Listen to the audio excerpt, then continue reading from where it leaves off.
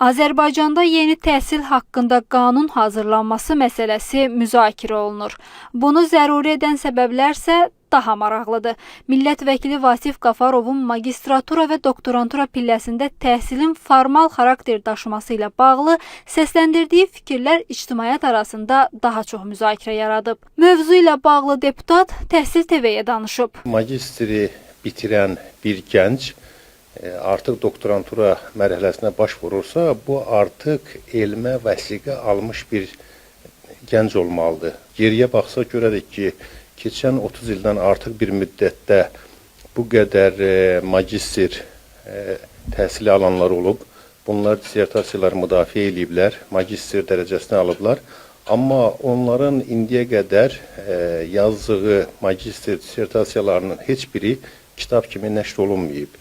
Eyni zamanda o magistr dissertasiyalarının bir bazası yoxdur ki, onlar orada yerləşdirilsin və növbəti tədqiqat aparanlar həmin əsərlərə hansısa istinad eləsinlər. Ümumiyyətcə, magistr təhsili iki istiqamətdə olmalıdır. Bir peşə yönümlü, bir də tədqiqat yönümlü.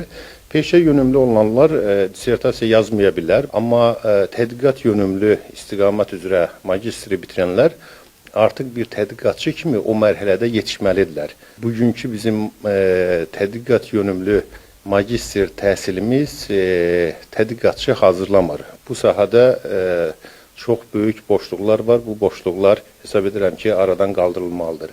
Eyni zamanda doktorantura təhsilinə baxsaq, doktorantura təhsili bugün bizdə iki mərhələlidir.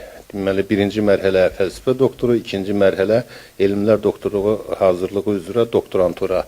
Amma bugün dünyada bu mərhələlər yoxdur. Dünyada bir mərhələdən ibarətdir.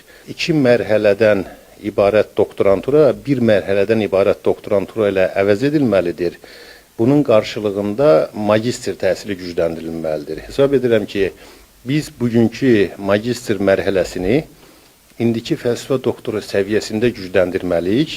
Eyni zamanda bugünkü fəlsəfə doktoru mərhələsində elmlər doktoru səviyyəsində gücləndirməliyik və beləliklə iki mərhələli doktorantura sistemindən bir mərhələli doktorantura sisteminə keçid etməliyik.